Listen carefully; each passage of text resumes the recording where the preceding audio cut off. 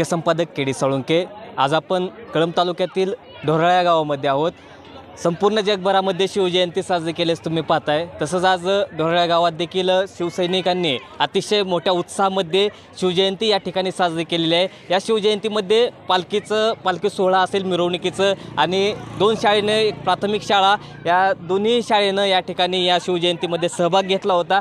तसेच या ढोराळा गावातील ग्रामस्थांनी अल्प उपहाराचा या ठिकाणी या शिवजयंती निमित्तानं एक कार्यक्रमाचं आयोजन केलेलं आहे। तुम्ही पाहू शकताय की सर्व या ठिकाणी शिवसैनिक मोठ्या संख्येने उपस्थित राहून या शिवजयंतीला प्रतिसाद या ढोराळा गावातून तुम्हाला पाहायला भेटतंय या ठिकाणी।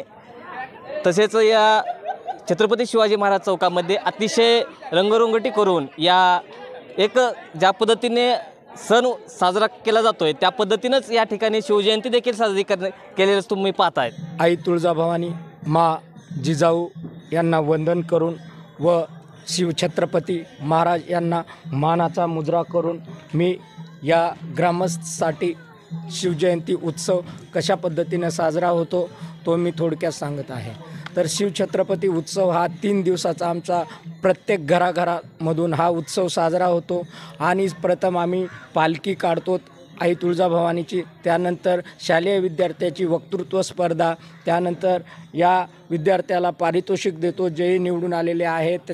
त्या अनुषंगानं खो खोची स्पर्धा राहते, कबड्डीची स्पर्धा राहते। आणखीन हे जे विद्यार्थी 2 शाळा आहेत, एक प्राथमिक शाळा आणि दुसरी माध्यमिक शाळा, 2 शाळा आहेत, एक 1ली ते 7वी आणि 8वी ते 10वी अशा पद्धतीनं या ढोराळ गावामध्ये संस्थापन आहे। आणि त्यामार्फत या विद्यार्थ्याचे जडणघडण, युवा पिढी कशी सुधारावी या माध्यमातून प्रत्येक घराघरातून शिवजयंतीचा उत्सव साजरा केला जातो। प्रत्येक 1978 पासून हा शिवजयंतीचा उत्सव बैलगाडीत चालू होता। आज नवीन टेक्नॉलॉजीनुसार हा उत्सव आम्ही एक 4 व्हीलरमध्ये साजरा करतो।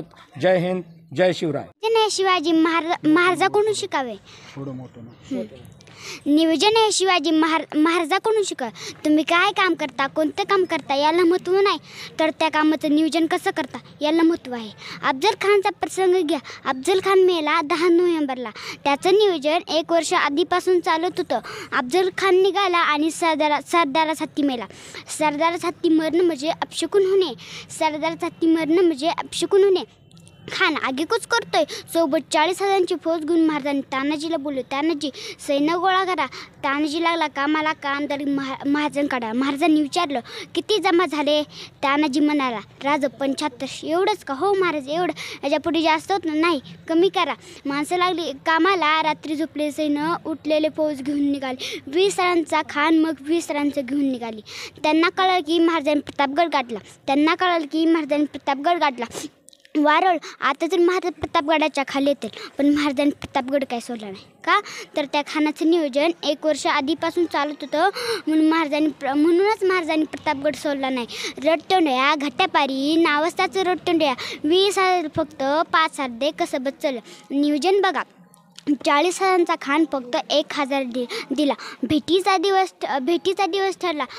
महाराजांनी प्रतापगडांच्या पायांखाली माणसं निवडली। 2 माणसं प्रमुख, एक कावजी जिब्बा म्हणाला। संभाजी कावजीला का घेतलं? कारण पुढे संधेबंड होणार ना, म्हणून आपण संभाजी कावजीला घेतलं। आणि ते अफजल खानासोबतही होतं, म्हणून आपण संभाजी कावजी जिब्बाला घेतलं। मी पांडुरंग सुभाष नाईक नवरे, ढोराळा ग्रामपंचायत सदस्य। आमच्या गावामध्ये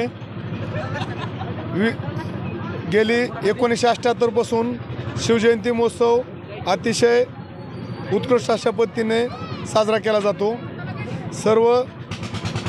सर्व जाती धर्माचे लोक या उत्सवामध्ये एकत्रित येऊन उत्सव साजरा करतात। सर्व शाळेतील उच्च माध्यमिक व प्राथमिक शाळेतील विद्यार्थी त्यांचा विविध गुण दर्शनाचा कार्यक्रम होतो। तसेच गुणवान विद्यार्थ्यांचं सत्कार व पारितोषिक देऊन त्यांचे सन्मान करण्यात येतो। पालखी मिरवणूक होऊन आता अल्पहार झाला आहे आणि पूर्ण शिवमय वातावरणामध्ये जयंती साजरी झाली आहे।